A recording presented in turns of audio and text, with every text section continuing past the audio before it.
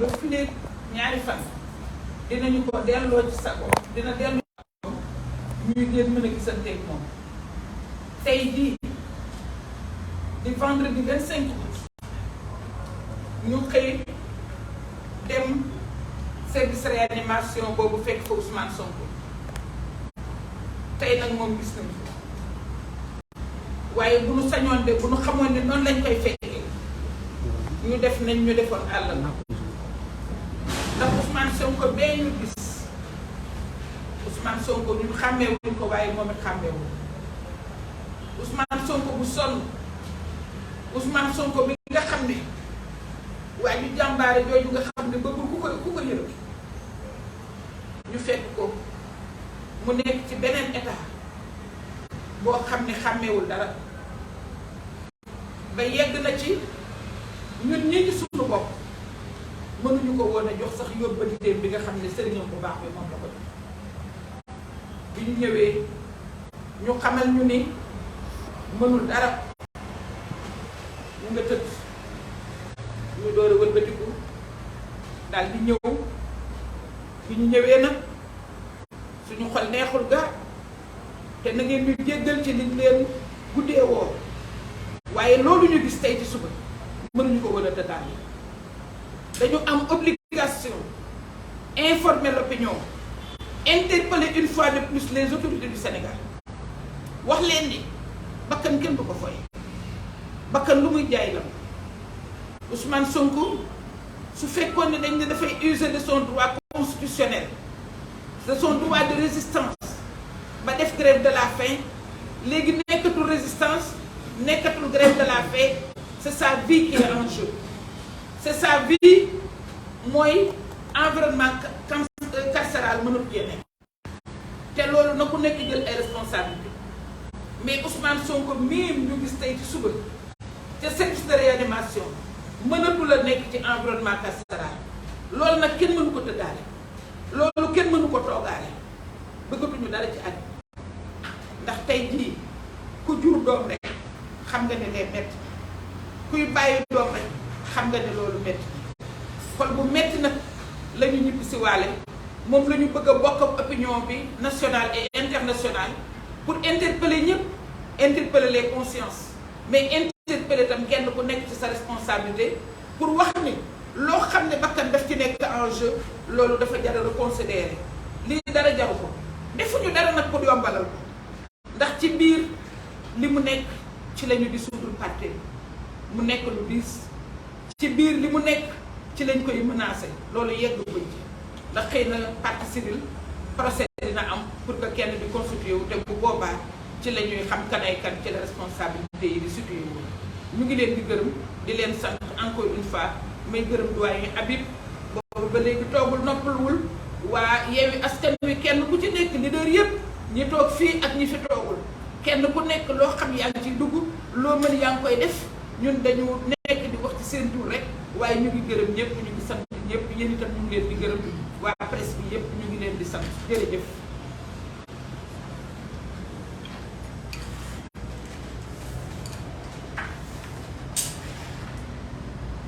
asalaamaaleykum mbokku Sénégal ñu ngi yëkkati kàddu boo xam ne gi xol yi neexut xel mi dalut liñ doon jullit di wekk lépp ci kaw suñu borom subhanahu wa taala dañoo gis ne réew mi toll na foo xam ne fii ku tiitut ku jàpput doon nit ci loolu lay sukkandiku di gërëm bu baax boo xam ne xam nañ fu mu dem tàmbali waaye xamuñ fu mu yem le khalife général des Mourides Serigne Mountakha Mbacké yàlla ko yàlla dolli wér yàlla ko fi yàlla gën a yàggal taxawaay bi mu taxaw taxawal ko diine l'islam, taxawal ko famille religieuse yëpp ak chef religieux yi mat na sëkk. moo tax ñu war a xam ne ci réew mii di Sénégal amuñ lu ëpp suñu kilifa diine yi. fu ñu toll dañ leen di war a ñaanal, dañ leen di war a ñoŋal, ndaxte lii nga xam ne moo dal ci Ousmane Sonko damay wax toujours ne dalu politique Sénégal li ci ëpp yàlla mi ngi ko wékk Ousmane Sonko, ndaxte bu yëngatoo réew yépp yëngatu. kooku nag mat xel mu mat ak mat kilifa moo koy xam ba war a taxaw yenn taxawaay te réew mi yépp la ko sëriñ bi taxaw. soxna Ayda wax na lépp, moom moo ñu ubbil bunt yi ñu àgg fa wax ak sëriñ bi bañ génnee am na loo xam ne wax nañ ko ak yéen journalistes yi ngeen tasaare ko Sénégal yépp jot ci. la nga xam ne nag moom lañu suñuy kilifa yénni woon muy xalif général des mourides ñu war koo jëmale ci suñu frère le président Ousmane Sonko, ñu nit lañ ca waroon def yépp def nañ li soxna ay day wax léegi. ba ñu génnee ci hôpital ba moom woote na Touba rendre compte li nga xam ne moom la ñu def fa la ñu toll, parce que kilifa bu la yónnee bala ngaa wax ak kenn lam la yónni naa ko ci noppam ba pare nga am ci ndigal. moo tax tey ñu sañ a toog fii di wax. Ousmane Sonko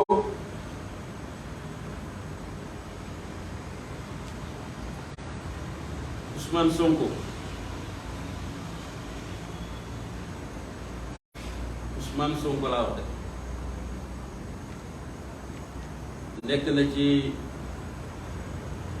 diggante bu doy waar.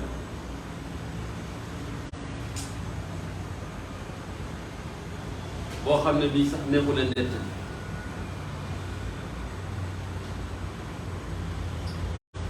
te loolu lépp nga xam ne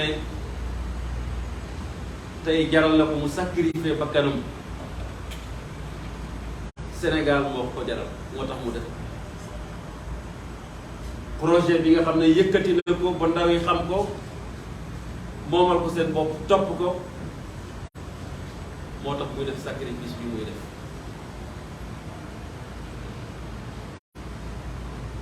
nit ñi dañuy wax mais li mu def c'est un acte héroïque, mooy se faire violence soi-même pour loo xam ne da nga ko gëm di ko défendre ànd ko askan wi ba tey mu nekk ci loo xam ne lii léegi mu nekk ci diggante dund ak dee. dëgg gi dañ koy wax lu métti métti soxna Ayda wax na ko. li nga xam ne moom la ñu xalif bi yónnee biñ demee xanaa bala ngay jox nit kay mu mën laa xàmmee sax xam ni ngay dox lan la, mais dafa nekk ci situation critique fuñ ko nett rek weesu la ko.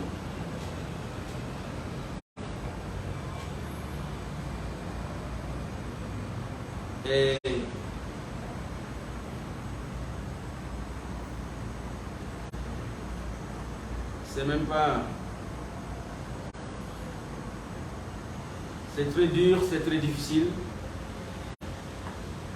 pour njabootam,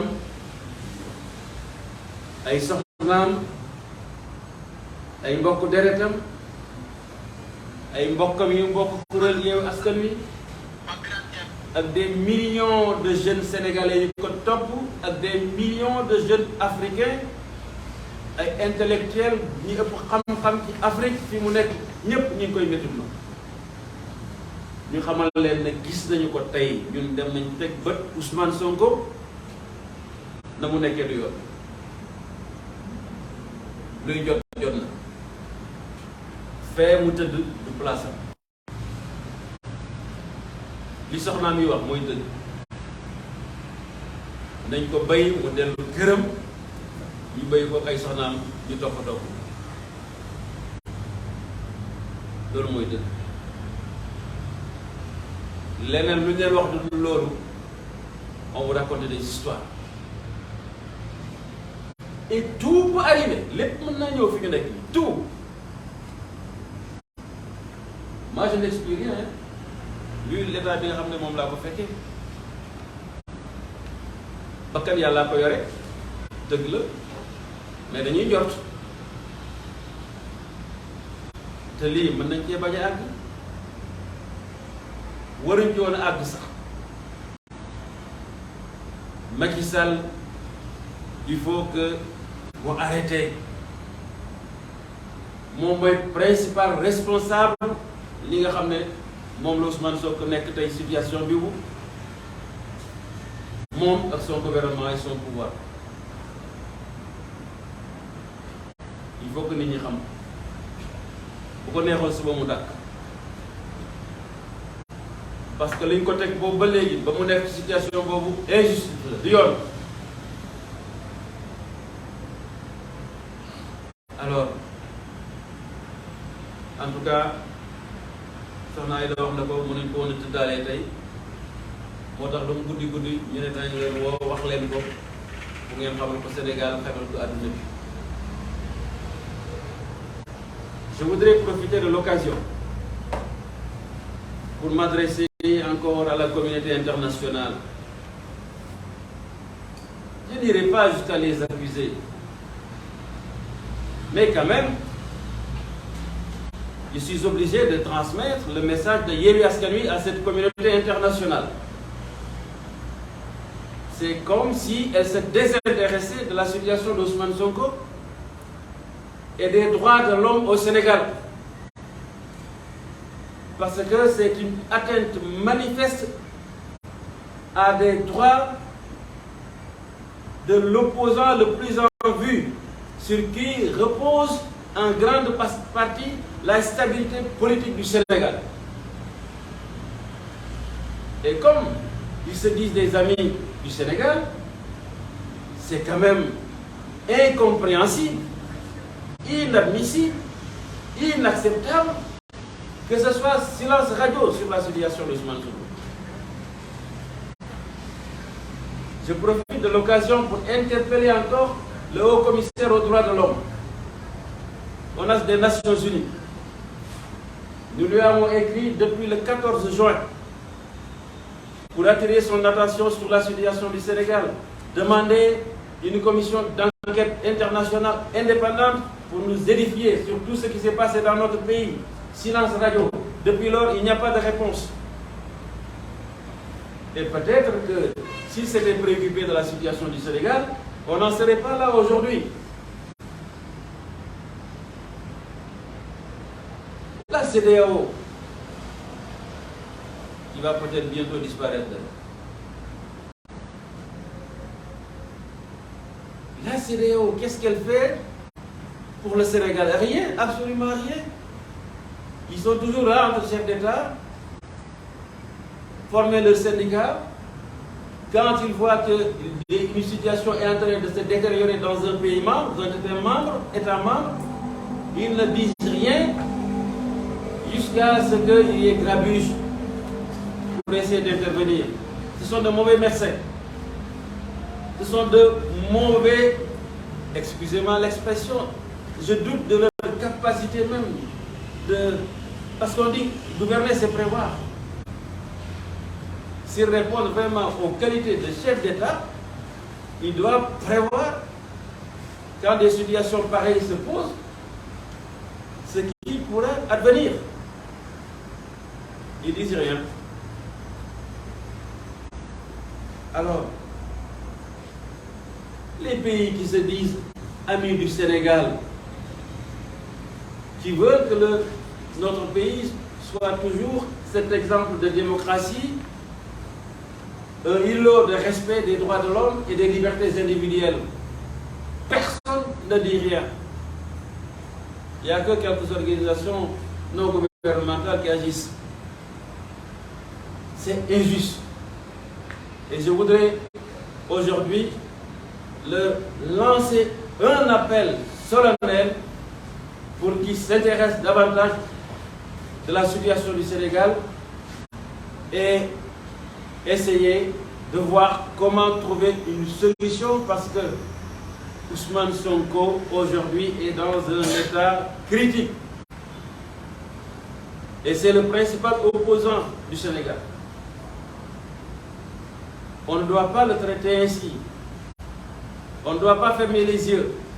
On ne doit pas garder le silence, parce qu'il y va de l'avenir de notre pays. Il y va de l'avenir de millions de jeunes qui croient en son projet. Et d'ailleurs, vous le constatez, depuis qu'on l'a mis en prison, il y a eu tellement de désespérance que parmi les jeunes qui partent avec ces bateaux et qui sont en train de mourir dans la mer, nombreux sont ceux qui comptaient et avaient espoir sur ce projet d'Ousmane Sonko. Ça influe sur l'immigration irrégulière. Alors, une situation de cette nature ne doit laisser personne indifférente. En tout cas, j'ose croire, après cette intervention du khalife général des Mourides, à qui nous rendons un vibrant hommage, un très grand, vibrant hommage, parce qu'il a joué son rôle et il l'a fait au nom de tous les foyers religieux du Sénégal. Il a encore prouvé que les chefs religieux de notre pays sont des régulateurs sociaux. Ils participent plus que les politiques même à la stabilité du pays. C'est pour cela qu'ils méritent d'être protégés. Dieu les protège, c'est vrai. Mais au niveau social, ils méritent beaucoup plus de considération. C'est pour cela que je voudrais aussi lancer un appel à tous les jeunes du Sénégal. À tous les jeunes du Sénégal, à tous les Sénégalais, leur dire que ces chefs religieux, il faudrait qu'on les préserve davantage. Parce que ce qu'ils sont en train de faire, personne d'autre ne le fait. Personne. J'ai parlé tout à l'heure de la communauté internationale, elle ne le fait pas. Les responsables politiques, ils ne le font pas. Les autres lobbies qui sont là, personne ne le fait. Il n'y a que les chefs religieux, et particulièrement le khalife général des Mourides, de Touba, qui le fait. Alors, un homme de cette dimension, il faut vraiment prier pour que Dieu lui accorde une très bonne santé, une longue vie, pour qu'il puisse continuer de jouer ce rôle, parce que le Sénégal en a besoin. Je voudrais aussi, avant de terminer, signaler que vous me voyez comme ça, mais am na ñoo xam ne nekkuñu fi ci kilifa yi bokk ci Yewwi Askan Wi, mel ne président Déthié Fall, yéen xam ne fi ngeen ko daan gis siège am la ñu nekk, mais tey mu ngi bitim réew diggante Alger ak Paris nekk ci mission, moo tax fekkee woo ko incha allah fii ak suba dana ñëw. Ku mel ne Cheikh Tidiane Youm, secrétaire général du PUR, sànq ba léegi ñoo nekkoon, mais après dañu ko woo loo xam ne lii woo bu jàmp la, moo tax mu daw dem ne daal nañ continuer nañ def suñu réunion defal ko compte rendu bi après. Ku mel ni Cheikh Tidiane Dièye, ngeen xam ne ni mu mel ak Ousmane Sonko, moom it ñu ngi diggante Ziguinchor ak Dakar ay teq-teq moo tax ñëwul. Ku mel ni Malick Gakou, moom it mi ngi bitim réew, démb ko xamu gën démb la voyagé fekkewul. Ku mel ne professeur Abi Dat, moom it nekk ci njàngale bi moo am moo tax teq-teq moo tax fekkewul toogaay bi. Donc loolu daal mooy le ministre Moustapha Guirassy ñoo nekkoon léegi moom it vraiment mu nekk ay xat-xat moo tax moom it nekk fi, mais ngeen xam ne ñoom ñi fi nekkal ñi fi nekk ñëpp ñoo bokk yitte bi, ñoo bokk pas-pas bi, ñoo bokk li nga xam ne ñu ngi koy méttaloo li nga xam ne suñu président Ousmane Sonko gën a nekk. Di am yaakaar que autorité politique yi ñoom Macky Sall danañ dégg li nga xam ne moom la khalife général des Mourides wax, ba nu ñu mën a def rek ak nu mu gën a gaawee ngir jàmm réew mi Ousmane Sonko génn foofu, parce que am nañ pexe am nañu pexe yu ñu ko defee damay wax toujours ku fexe ba Karim Wade bokkat fexe ba Khalifa Sall bokk war ngaa mën a fexe ba Ousmane Sonko mii Juan Branco ñu jàpp ko bàyyi ko mu ñibbi ak yëpp ni mu demee kooku bu ne la mënu maa régler problème Ousmane Sonko mënuñu ko gën te réew mi moo ko soxla ñëpp jàmm lañ bëgg bu ñëpp bëggee jàmm la te Ousmane Sonko lu wér lu bëri ci jàmm réew mi wér ci loosam il faut que ñu régler cette situation loolu daal mi ñooy li nga xam ne bëggoon na leen koy wax di leen sant di leen gërëm